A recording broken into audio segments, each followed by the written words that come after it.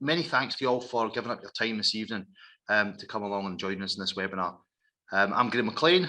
I work for Scottish Cycling as the head of developing mountain biking in Scotland. I'm delighted to be joined today by Graham Finnie. Graham, do you want to introduce yourself to everybody? Hi everyone, yep, I'm Graham Finnie. I'm part of the facilities team at Sports Scotland, working with developing mountain biking and Scottish cycling on the cycling facilities fund. Thanks, Graham. Also, really pleased that Will Clark, who works for Developing Mountain Biking in Scotland, will be moderating our chat and Q&As today. What I'd really encourage you to do as well is we have set this up in a webinar format, so we can't see who's involved in this session, and we can't kind of interact with you, like a normal Zoom call. That'll have some pros and cons. We can go through the presentation. What I would really like you to do though as well is, if you do have questions, put them into the Q&A box and put them in there. Will's going to be our eyes and ears on that. If he thinks that there's anything that he can answer himself, he'll go ahead and do that. If he thinks it's a really pertinent question and actually could be something that everybody could do with understanding, because we're not explaining it that well as we go through the presentation, which could be the case, we can admit that, we'll take that. And Will will interrupt us and he'll look to bring us in and do that.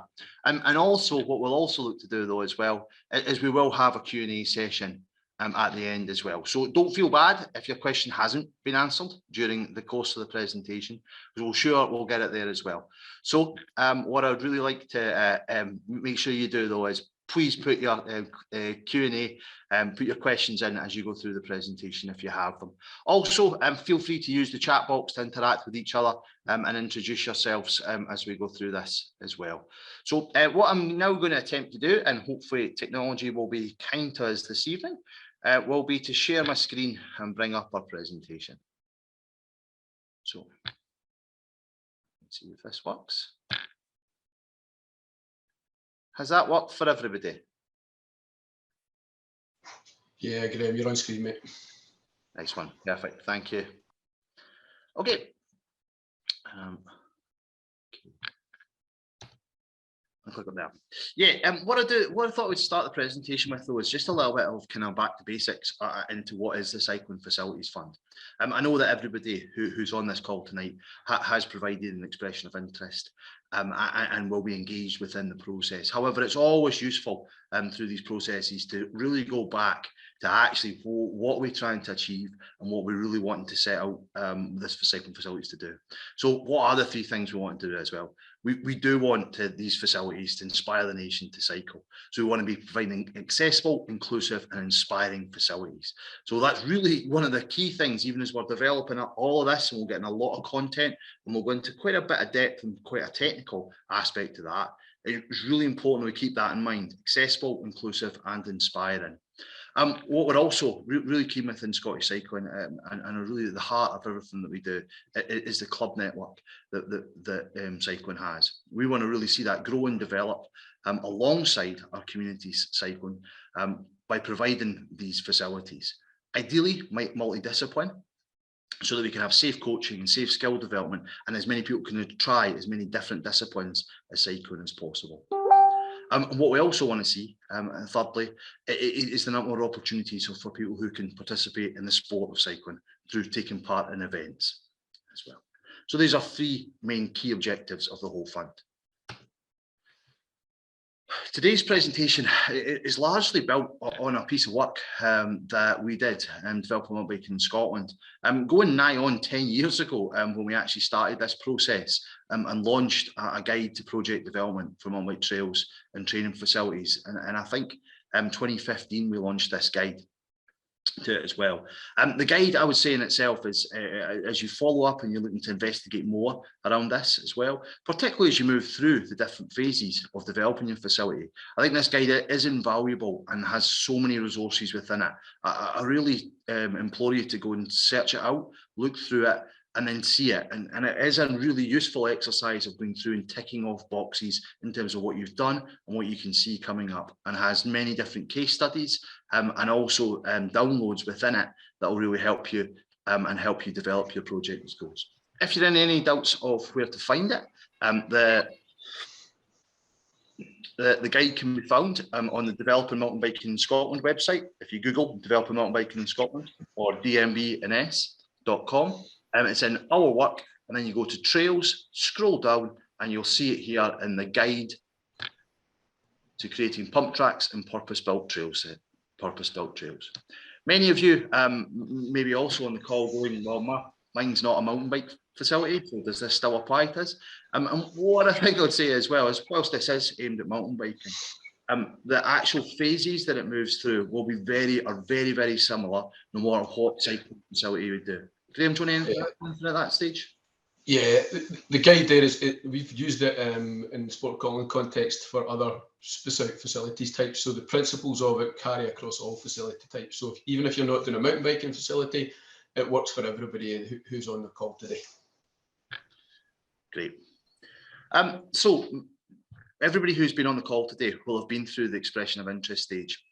Essentially what the expression of interest was for us to do was really to kind of create that simple document that outlined your idea, and essentially looked at your project delivery group and your site as it was there. So that actually takes us into a lot of what is our first stage within any project that we look to do. Now, I know if you've done the expression of interest, you'll have done this. However, it is worthwhile just to revisit what you are and really consider all of these different bits as well. So really kind of when you're really scoping this out, pulling this into a one-pager, what is your project? How do you know the need for this facility? Who would use it, considering our equality, diversity, inclusion? Also, really importantly, how would you evidence these things? Does your idea deliver for the local community now and in the future? Will it meet the needs of different target groups that you have within your area? And you can benchmark your idea against other facilities. Also, what is the population base? And how many people live within the area? Now, I know that this is a little bit of a back to basics for many of you there, because that'll be what is in your expression of interest. However, we're recording this as well, and we'll be showing this to other people and looking to develop facilities as well. This is just such an initial, really useful starting point if you are considering doing a new project or you're watching this through the recording. The ability to document these simple questions are coming down just gives you such a strong starting place to then be able to communicate and actually outline what your project is. Graham, anything further to add?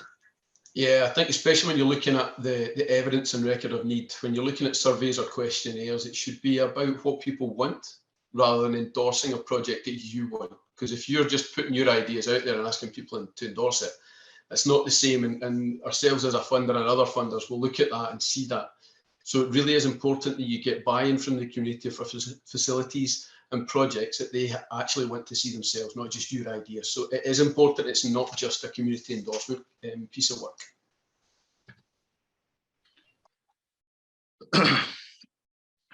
So as you're really working this up as well, what you're really going to ask yourself is deep questions. What is your project? How does it fit? How do you know the need for it? Who would be using it? Who does it deliver for your local community and meet the needs of those target areas? Also, quite importantly as well, is what is your proposed site and what are the opportunities and constraints within that site? What I also do as well is at these initial stages as well is really consider the strategic context of where your project sits. What we'd recommend you do as well is dig into the Scottish Cycling Strategy 2019 to 2023. If you are developing a mountain bike project, have a look through and pour through the strategy for Scottish mountain biking 2019 to 2025. And also, although we talked on objectives of it earlier, is really dig in and really go through the Cycling Facilities Fund guidelines, making sure that you have as much of an idea around where strategically your facility will fit in with the wider landscape within Scottish cycling. Graham, anything to add in that strategic context? Yeah, I think it is important to look at the Facilities Fund guidance, because whilst this is a cycling fund, it is in partnership with Sports Scotland, and it has got our outcomes in there as well. So you do need to make sure that you're covering all of those key areas, especially looking at the wider impacts, maybe engaging with third sector. So it is important that you really do make sure it aligns with the guidance as well as the two strategic documents from cycling. Also, when I mentioned objectives earlier on, I mentioned multidiscipline hubs. This is something as you're developing your facility up, I ask you just to look at and consider, have you got that in there as well? So actually looking at how, when we say multidiscipline hubs, what do we mean by that? And that can mean anything in the mountain biking sphere, from trials, enduro trails, pump tracks, cross country, downhill, BMX, from BMX track racing through to freestyle BMX, learn to ride areas. See if you can incorporate these within it, within your plans and your designs. So we talked earlier on around about the need to evidence what you're doing and really developing up that needs analysis of your project. Now, roughly speaking, what we're looking to do to sort of define that in is two different sort of sets of users. One is an informal users. So these are users who are not part of an organised group, but will be using your facility. We know for a lot of cycling facilities, this will actually be the main thrust of your users. So you need to look to be able to capture that. And how do you do that? How do you capture that from informal users? Because you might think, well, they're not part of an organised group. How do I get in touch with them? How do I do that? A good way to do that is through developing surveys. There is an example survey within the project management guide. Look at that and look to see, is this right? Does this fit well with our project? But it gives you a template to start with. What we'd also look to do as well is engage schools. Schools and young people will be a large part of who might be using your facility. So engage schools and maybe look to go along to open nights, look to go along and speak to pupils so that you can encourage people to collect that evidence, or even have simple forms within schools groups there. And similarly, community drop-in sessions. If there's ability for a community fair or community aspects where you know you'll be able to engage large in different parts of the community, have the ability for people to either electronically or physically complete surveys to collect the evidence of the need for the facility as well. Also use partners as well. Sports Scotland have good networks through active schools and their community sports hubs. They can be useful for connecting in and spreading information. Also, if you particularly need it as well, try online professionals can be a good way of canvassing the need and the overall demand for your facility, but not necessarily using formal groups to do so. Graham, anything else on informal users? Yeah, just backing up the community sports hub aspect, they might already be doing some cycling, whether it's just learn to ride, but it could actually add another layer to what your project's development plan looks like, which again will look good in the application if you've not already submitted it to the My Sport page. Okay, moving on to another group that you'll definitely want to connect in with here, and we want to see this, and we want to see this captured, both from an application process and also from a good practice process as well. We really want to see these facilities make a step change in the number of organised groups that can access facilities. So we say organised groups. What do we mean by that? We mean cycling clubs. We mean school cycling clubs, scout guide groups, youth groups, and third sector groups as well. And why are we asking people to do that? And why is it so important to us as well to do that? Well, these provide a really important way of doing things, is that they provide an access to cycling that maybe people who wouldn't be able to access our sport be able to get into. But the ability for these groups to maybe provide leaders, provide coaching, and provide the ability for people perhaps to have bikes and share bikes around them as well. That means that we can let more people experience the fun and enjoyment of riding their bikes. So organised groups are really important to us in that. Also as well, it isn't our only aim, but one of our aims as well is if people, particularly young people, want to achieve in the sport of cycling and want to go as far as they want, these groups provide a really important way of providing a rider pathway into the events, and then on through their cycling journey to achieve anything that they want to within our sport, including Olympics or World Champions. Also as well, they provide the opportunity to potentially raise revenue for your facility as well. Generating that income will ensure that your facility sustains. The more it sustains, the more you have an opportunity you have to grow beyond that. So one of the, again, really big part of this as well is when you're speaking to these groups, it's easy really easy when you're engaging these people with these groups is there's so much enthusiasm for this out there as well. You can have really good discussions around what it could be, how it could look like, and do that, and have those discussions, get into it, know those groups, let those groups become part of your project, become part of what you're doing.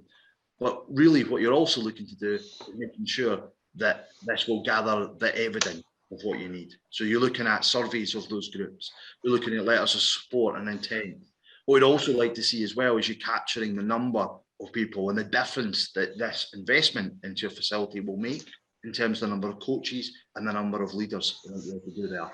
And in turn as well, what's their existing group like, and how would that grow that in terms of what I'd also say is the counter side is true as well, is that what we also want to see these facilities do as well is create more groups as well. So we really get interested as well is consider this as well. If the groups are not there in your area, will your facility help them form and will help them set up and do that if there was somewhere to go and ride as a result of your facility. So try and capture that and then try and evidence how many people that might be and using that. Graham, anything to add from that as well? Yeah, basically coming down to an application point of view, if you've engaged with some of the third sector groups or youth groups, it might be that they've got participants with special needs who require adapted bikes, or if you're putting in a pavilion, they might need specific requirements in terms of access to that. So you want to make sure that it's barrier free. You also want to make sure that if they do need additional equipment, that there is the storage requirements there, but also that the facility is designed to take them. So you're looking at that full inclusion pathway. And if you do engage with them, looking at the application process, it's about asking them to help and support you write up the outcomes that they're going to help deliver at your facility, so that it strengthens your application and strengthens the project. And the potential income, a lot of these groups are active during parts of the day when maybe club cycling isn't going to be taken in the evenings. So if they're in during the day, they've got access, and if there's a facility that needs to be a revenue generation for maintenance and repairs and whatnot, then that's a good source of income that maybe wouldn't be available to you if you're just looking at cycling in the traditional sense of evenings and weekends. Moving on slightly, so you're looking at that's you developed up. That's how you developed up your needs analysis of who's going to use it and what difference this facility makes to your local area. But also you need to consider as well, many of you will, but the site that you have there as well. Security of tenure is a kind of technical term, which I'm going to ask Graham to explain a bit more about as well. But essentially, will the facility be relatively permanently based there? So a 20-year minimum. Graham, can you expand a bit more there? Yeah, it's really looking at the ownership or a long-term lease. So there's in terms of investment, there's a guarantee that there'll be an impact of that investment over a long period. So in the conditions of award that we apply to the funding, we're looking at a 20-year minimum period to look at monitoring the activity that takes place in the facility that's been invested in. And Scottish Cycling and Development Mountain Biking are then looking at 20 years of a facility that they'll be putting in development support to try and make sure that it's used its maximal. Whether that's if it's a facility that you just rock up and ride, like a pump track, or trails where there's going to be events, closed loop tracks. It's just about making sure that there's 20 years minimum of access to that site for cycling. And it stays as a cycling facility as well. So within that 20-year prescription period of the conditions of award, it means that it has to be maintained and used as a cycling facility for that period. After 20 years, it's maybe more difficult for us to have any control over it, but at least you've got 20 years of cycling participation potentially at that site. That's good.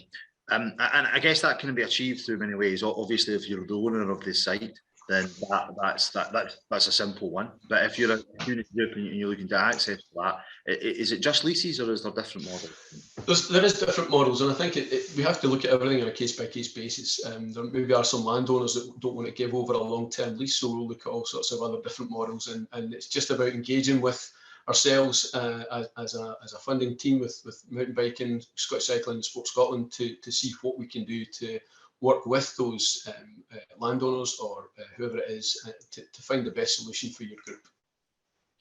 Okay, thanks. I think the other thing we're looking to do through site considerations, particularly at this stage as well, is really understand the kind of breadth of what you've been considering across the area as well. So is this the only site that's been considered, or has there been several options that done on that? What kind of techniques have been used to analyse those different options as well, and the SWOT analysis being one of them is within that. Also as well, looking really for people to consider is what does this facility add to the regional provision that's in the area as well. Are we looking at it duplicating, or is it going to be complementing and then looking at it giving additional value and additional opportunities for people to participate as well? And also as well, when you're considering this as well, we're looking at this and presenting this to the Cycling Facilities Fund. However, we are going to need a match level of match funding that comes into this as well. So it is worth considering what the pros and cons are for different sites from a tourism or looking at additional health benefits from SIMD areas and different benefits from that, because you will need to find match funding coming into that. So what does different sites within your area look for within that? Graeme? No, nothing really to add to that, Graham. Just looking at the fit with regional provision. Again, that's coming back to us as project teams and you know, having a discussion with us about how it might fit with other projects that we may be looking at right now, or from the analysis that we've done previously of existing facilities across Scotland.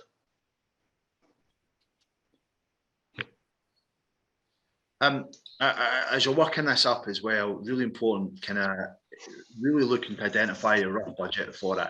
Consider that, going back in and looping back into, is my project inspiring the nation? Is it going to grow the number of clubs or grow the size of clubs in the area? And are we putting on events? If it's hitting all three, you may be in the strategic box. Or if you're just saying, actually, we are looking at this being a community-led facility that's just going to inspire and get more people engaged in the sport.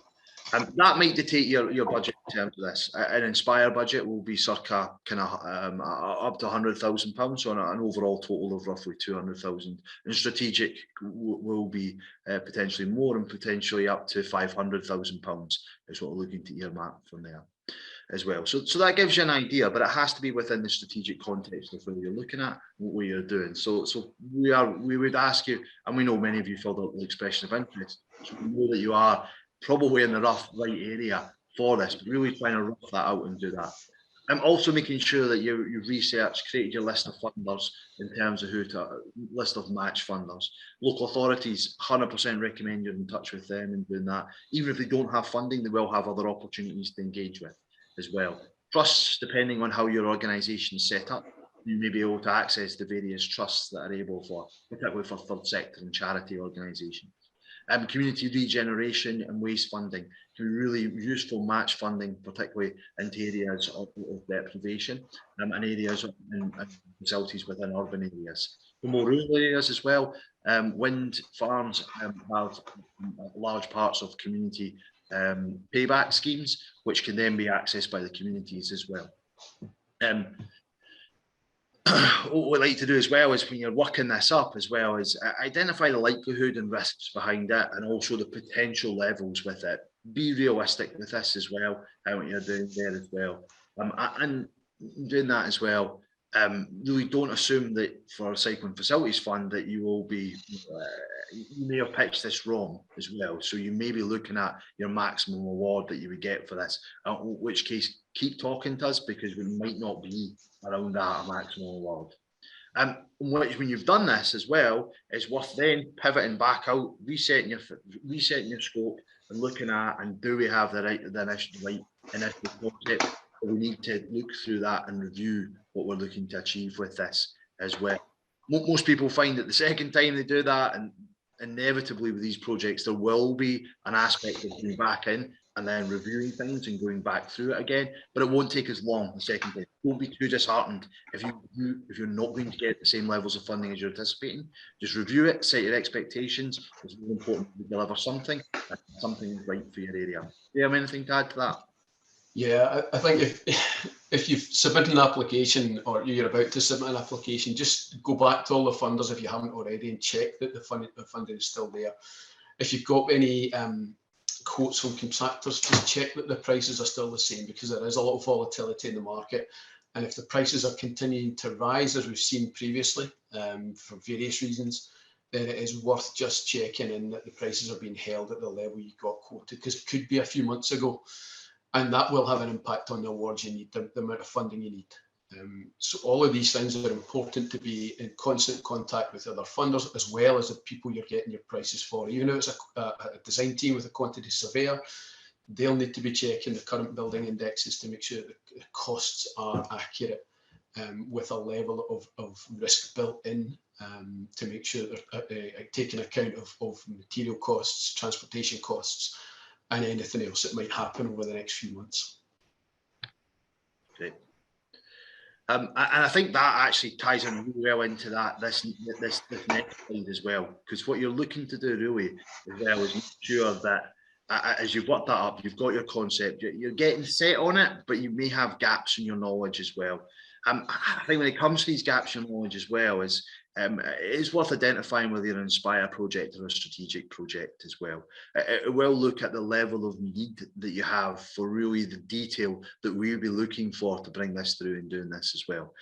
So really, what we ask you to do in this project here as well is not so much look at how do we create a generic survey that we could have done ourselves within this. What I really want people to ask is, what professional services do we really require, what do we need to bring in that fulfills gaps in our knowledge as a group, as a community, as a local authority, or whoever's developing this as a facility. Bring in the professionals in to do the bits that you don't know, but don't bring them in to do the things that you already know that you can achieve as a group within yourselves. So sort of things that we're looking at there as well is that specific design of the cycling elements. So that might be a closed road circuit, and what's required within that. Might be mountain bike trails, pump tracks, perhaps less so because feeling generic, but what are the supporting facilities that you might need for this as well, in terms of toilets, in terms of bike storage, things that will add value, but how would they fit and how would they be built? And that might be engaging likes of architects to then help you design that.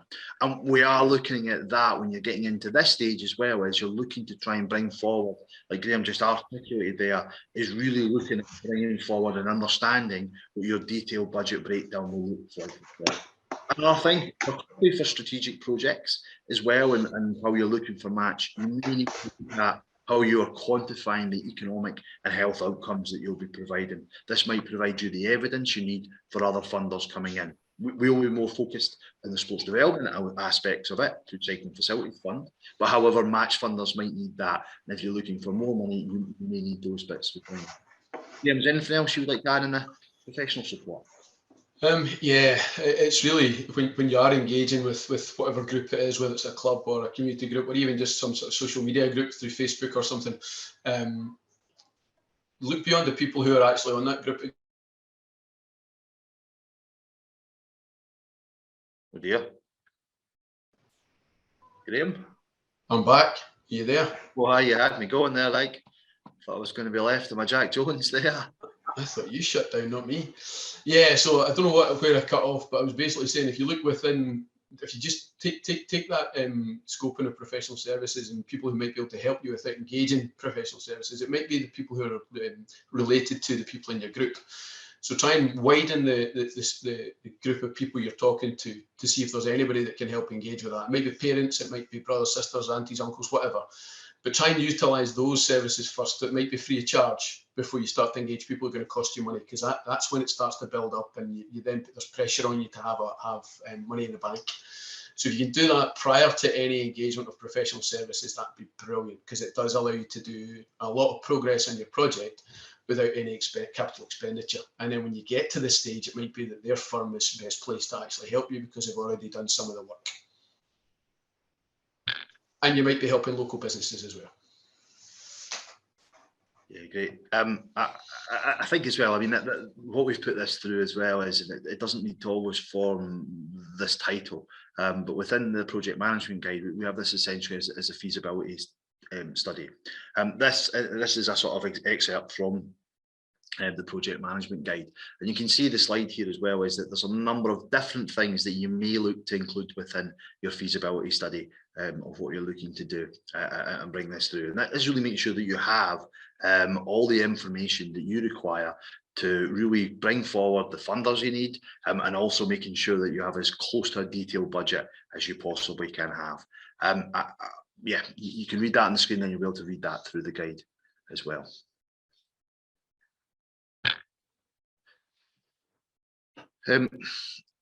When it comes to as well, what we're looking at here as well, when we're working up the facilities as well, there'll be sort of two different kinds that we're looking at. So we're looking at Inspire facilities as well, and when we're looking at a feasibility study from there as well, we are looking at looking at you providing the evidence of what you need to get the facility you need.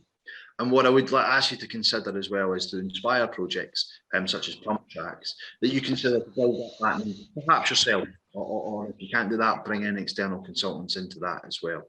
Then it's looking at, well, actually, how does this facility on a local basis fit within the area? What are the cycle paths to it? How does it fit within the park that it's in? And what are the other facilities that might be required, such as access to electricity and main lines, likes of floodlighting.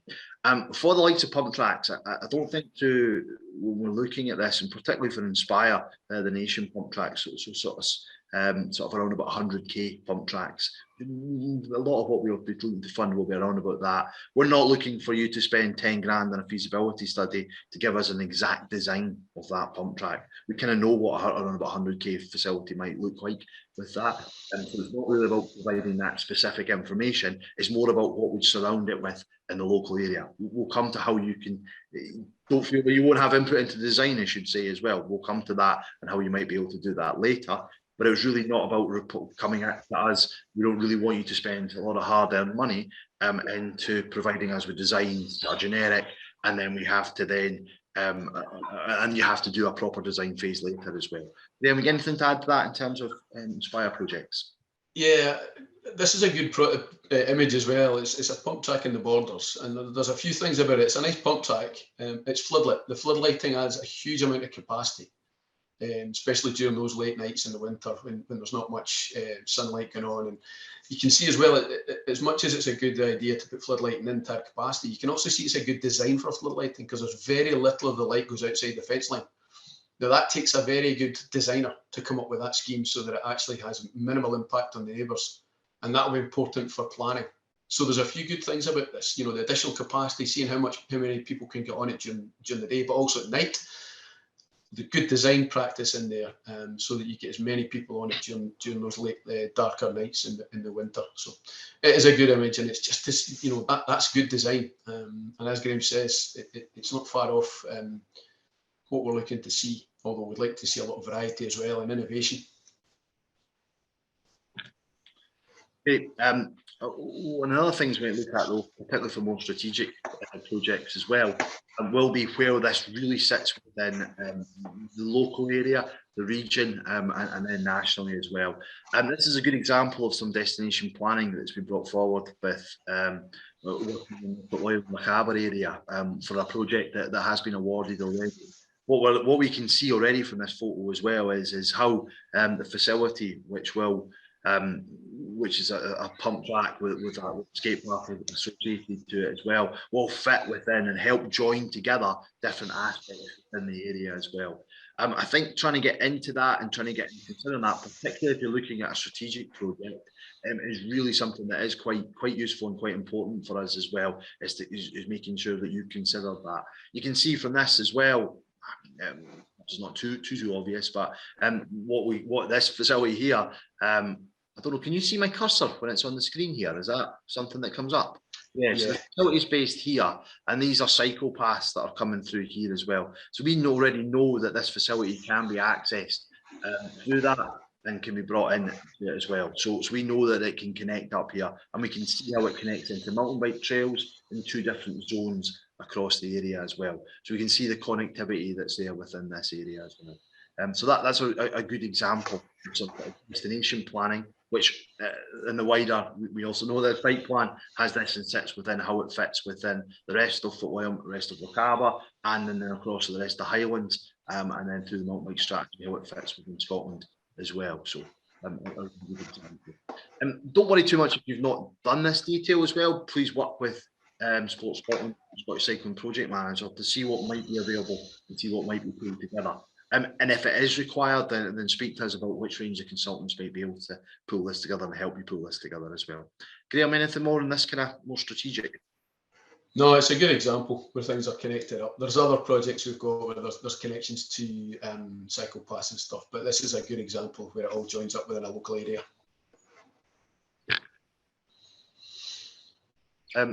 As you're developing this up as well, and is doing as well, is we've asked you to do as well, is you're going to get into some real quite detail starting to working through and detail into your facility. For Cycle Facilities Fund as well, is please remember about what the sports development outcomes are going to be as you start to work this up and do that. So who will use it? You know, why is this facility needed from our clubs, schools, other organised groups as well? Another thing as well is if you're struggling with other users and how your informal users will do, try and consider what other projects have maybe been funded in the past or are nearby, and consider reaching out to them either through ourselves or directly and through social media, etc., and trying to understand what their user numbers are, and that will help you give you an idea to complete your application form, and also consider how you manage your facility as well. So just checking back in to make sure for Cycling Facilities Fund, as you start to get into this detail and you're starting to work up the picture of it, that we don't lose the focus on our original outcomes. Graeme, anything to add to that? No, I think it's just focused on the original outcomes. When you're looking at the impacts and interventions that we ask for in the application form, don't think you have to do everything. Be clear, be focused, and make sure that you're catering for your own groups as well as the people you've engaged with, and don't try and go outside of that. It might be those are for future phases of your development, but just really be focused on what you can achieve right now. So you've done this as well, you're working this up as well, you've got your funding secured as well. Just be aware as well that Cycle Facilities Fund is unlikely to be the first funder of this. Now this can be a real challenge as well for groups as well. Please work with us in it. Please get your application worked up using the best practice that we've been talking about. Put it in.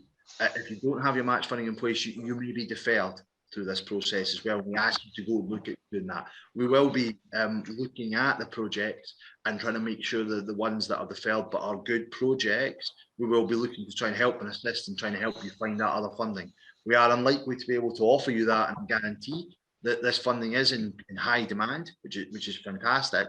But what we don't want to do is have a lot of money sewn up with, we will give you this money, it'll definitely happen, and then no match funding comes in, and other really fantastic projects can't take place as a result of that. So we will be unlikely to be the first funder of a project. But if it is a deferral, it doesn't mean to say that you're out. And from that, it's good to have that in, and it's good to be sitting there with that deferral, because if other money does come in from maybe perhaps unlikely spaces or places you didn't know it, we can then act on that in a quicker way possible as well. Graeme, just anything like to expand on that point? Yeah, so the budget is limited. The budget we have is £8 million. We've already spent 2.5. That's the reason we're trying not to commit monies if there isn't the match funding there. Having been involved in funding projects for so long, we know most of the funders, and if there is an issue that they want to be the last funder or whatever, and there's maybe only two or three funders in there, what it's worth doing is letting us know, so that we can then engage directly with those funders to figure out what the timelines are, so that we can all come to an agreement. If we're all likely to fund it, we just get our processes in place and don't worry about the paperwork behind the scenes. But get us involved so that we can engage with those funders to try and iron out the processes that we all have. And definitely what we're looking to see in place as well is other funding contracts in place. We're also looking to make sure that the security of tenure is there within the land. That also you can be ready to expect conditions of contract within your Cycling Facilities Fund award letter. These might be some of the things that we'd like to see, and we're looking to make sure that you're looking to deliver on. such as your sports development club. So you're saying you're going to set up a new club, or a new club will be set up within your area. We want to really make sure that when this facility gets in, we'll ask you to do that and can do that. What we'd also like you to do as well, and particularly if there hasn't been the design bits done in the first the application stage, not necessarily a bad thing, as I say, we could award within that. But we might look to make sure that we can input into that to make sure that you're not getting that you're getting as competent as possible, making sure you have a competent contractor and a great design which will then benefit your area. So these might be some of the conditions of contract that will be in your award letter as well.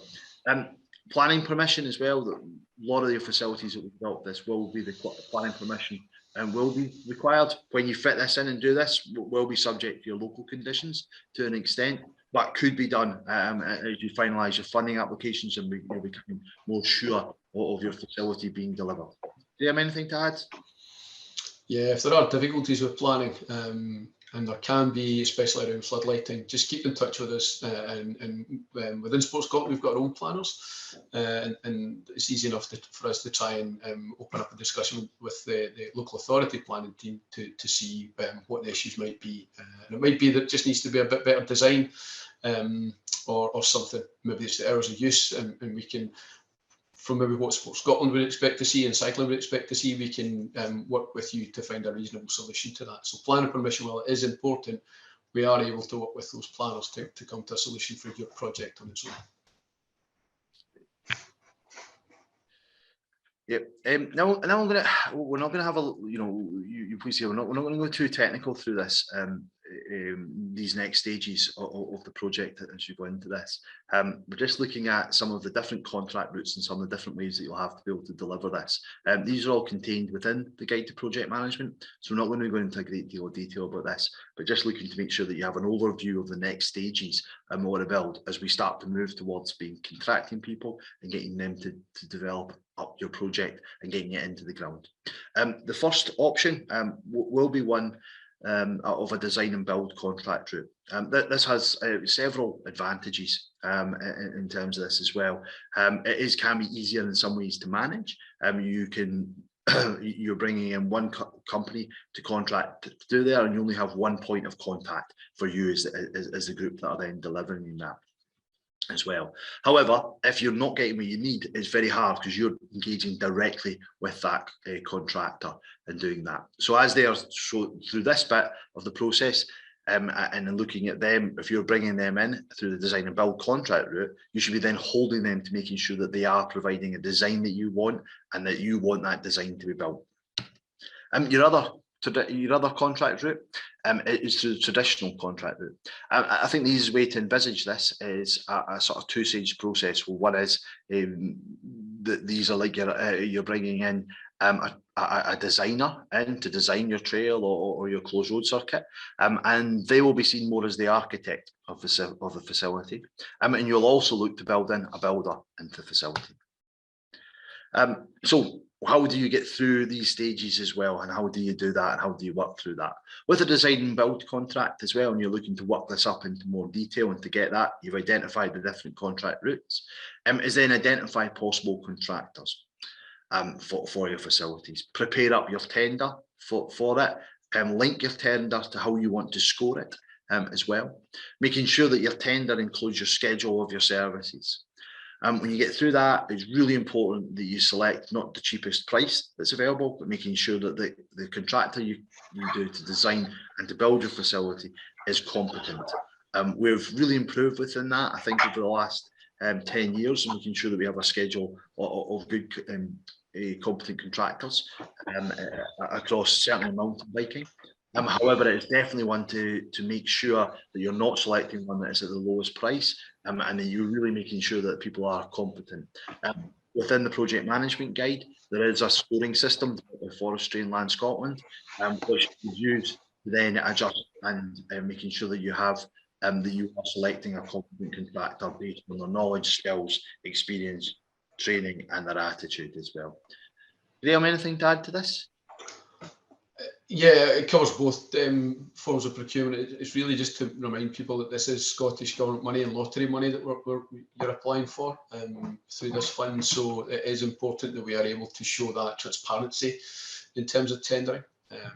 And it will be something that will be picked up in the application and offer of award. So it will be something we need to see. So you can't just go to the local guy and ask him to do it. You do need to make sure you're going through that standard route of minimum 3 tenders.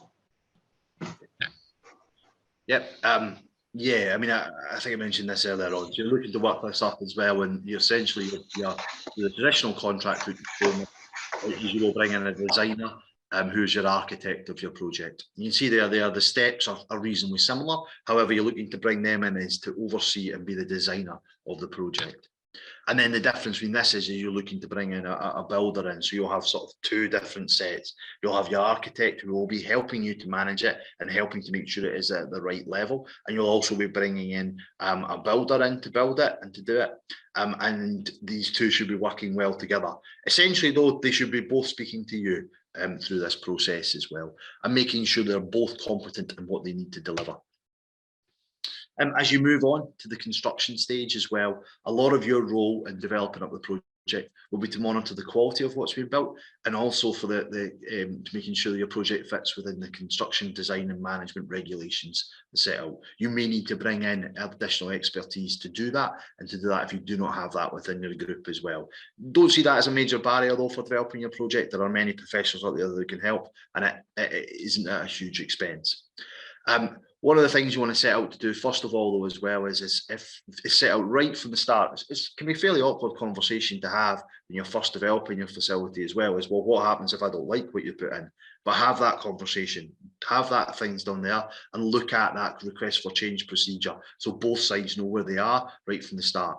And that'll also, as well, you're looking at that as well as making sure that your frequency of site visits allows you to get in and request changes at the appropriate times. You don't want to wait 6 months. I'm exaggerating for point here. You don't want to wait 6 months and have your facility built and then you ask for a whole load of changes. That's not good for either group.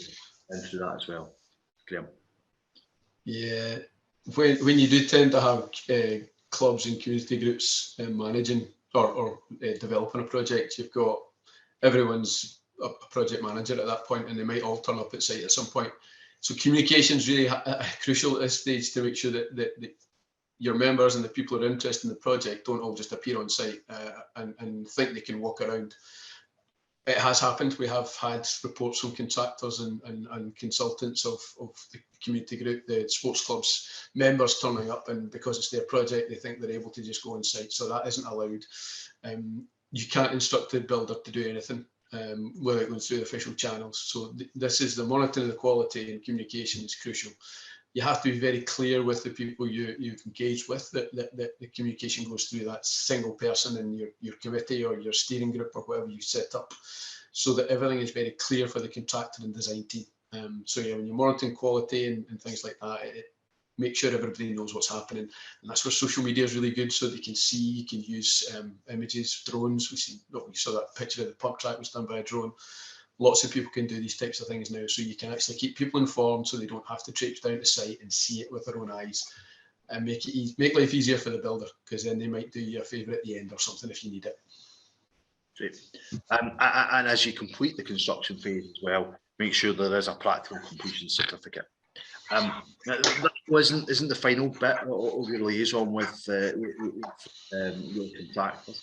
And you're looking to make sure that when you go through it, that you finalise it and you actually make sure there's a good finish on the facility as well. Defects locks, make sure your signage is in the right place. Consult with all your funders about what appropriate signage should look like and do, and make sure you've got your logos in the right places. Then you're looking at some of the softer things as well, planning your official opening, making sure you've got the right politicians, people, that the local community know about it, making sure that you involve the right people within that. Also on a practical level as well is starting to think about how am I sustaining this facility. Enthusiasm levels tend to be really, really high at the start of a facility and build. Capture that, do that, involve your community within that, get them to understand the inspection and maintenance process. You can put people on training when enthusiasm's high, and then you have a much better chance of retaining that core group, building in succession planning into it as well, and having more doing that. Another thing as well we're really keen on as well is a benefit of risk assessment. So risk assessments are well played out, or well known about in terms of identifying your risks, your hazards, and how you mitigate against them. What's also really useful as well is explaining the benefit of your facility. These will come really back to help you if there was ever any litigation against the facility as well. Also as well, it's really important and useful just to continually look at your facility and understand it, evaluate it, get feedback from your users, because that can really help you with any future things that you might do. Probably, but maybe by this stage you'll be completely burnt and not think you'll do another phase. There may be more people coming into the group or more things, and we always know that there'll be want and need, and we believe these facilities will get more people involved in riding their bikes, so we'll need more facilities as a result of that, and that's something that we would like to see. But actually, so the more that we are constantly evaluating that, the better. Also as well, collecting information on accidents that are happening within your facility as well.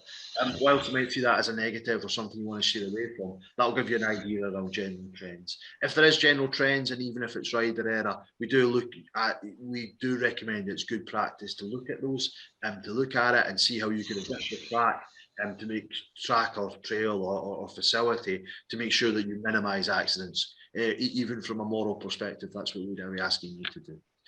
Yeah, I think on this one, Graham, there's probably an important point that yes, it's great to get the facility all designed and built, but in the background, you really do need to have people, if it's needed, working on their coach leaders development and working on that the aspects of the programs you said you're going to deliver when the facility's up and running. And even if that's continuing to engage with third sector and organised groups, maybe they need some people trained up as leaders, as coaches, so that they can then have the right people to take responsibility for those young people on that facility. So don't let the facility development be the only thing that's got a focus, because the focus on the sports development and the activities that are going to happen in the facility are just as important. Because if you hit your opening and there's nobody there to run it because they've all got bored and there's no coaches or leaders to help them develop, not going to work. So make sure all that's happening in the background at the same time as the facilities get built. You'll hit the ground running and everything should go along swimmingly. Brilliant. And yeah, once you're built, it's open, go ride, have some fun. Monitor the usage though, through counters. We will be looking at this as part of this project as to how to create a national network of counters. So we'll be staying in touch with you regarding that. If possible, and you can get maybe student projects, PhDs, or other aspects, or there's any resource within your local area, consider qualitative user surveys as well. If you can get that, if you can evidence the step change that this facility has had within people's lives, and that really holds you in good stead for future funding bids as well. So, if energy levels are high, and you know people that can do that and can provide that for you, a really useful tool to really understand and share it with ourselves. That would be so invaluable for us. We will be looking at ways of trying to do this, but if you can do it yourselves, absolutely fantastic.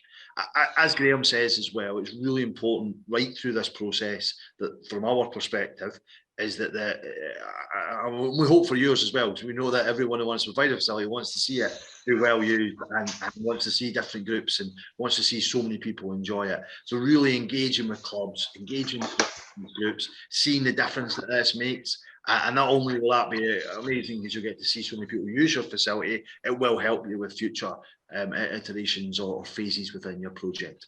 Also as well, making sure that this project will sustain. You've got your maintenance, you've got your inspection regime put in place, implement it and do that well. And if your facility is able to run events, whether that's social pump track gathering, getting people in, whether it's a race in your facility, whatever, do it, make it awesome, and work with Scottish Cycling on it as well. Do that. Do you have anything to add to that? Come and speak to us when you want to do phase 2. Good. And yeah, over to yourselves. I see Will hasn't interrupted us, and I see the chat box hasn't exploded. So you must be silently contemplating it here. It's always a bit weird just talking to a screen, if I'm honest. But hopefully you'll find that useful, and both myself and Graham are able to take questions. Just add one question, Graham, about whether the slides will be available. Yes, we will put the slides out with a recording of it on the Scottish Cycling and Mountain Biking Scotland website pages.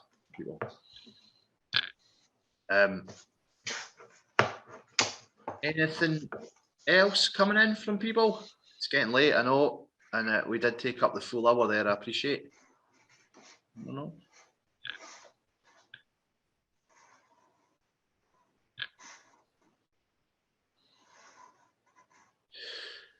An informal cycling group, not a club. Is that an issue? Not particularly, Donald. I mean, I think at this stage that's fine. I think as you're looking to develop up your facility, though, I think it's worth asking that informal cycling group in terms of it. Asking them to speak to Scottish Cycling, looking to work with perhaps your club development coordinator within the area. There is many advantages of a group becoming an organised club within it, not just from the sport and from Scottish Cycling's perspective, but also from the people within the group. Becoming an organised club and an official sort of Scottish Cycling club. Whilst there's a bit of background work to do that, and there's a sort of set amount of operating procedures behind that, or standards, sorry. Whilst that may seem like, whoa, I don't know if I want to engage with that, it will help you keep you safe, and it will help you run better sessions in the long run as well. And also, it may also open opportunity for those clubs to access more funding and get more support as well. What they do. So I think it's from a facilities point of view as well. It might depend on the level of facility you're looking for as well, because we will want to see more clubs do use of that. It's not almost up for the facility owner to do this as well. But we would look to. It'd be great to see if we build this, would your informal cycling group become a full cycling club? Does that answer your question, Donald? Thank you. It was a wee bit waffly. It's getting late though. Any further questions?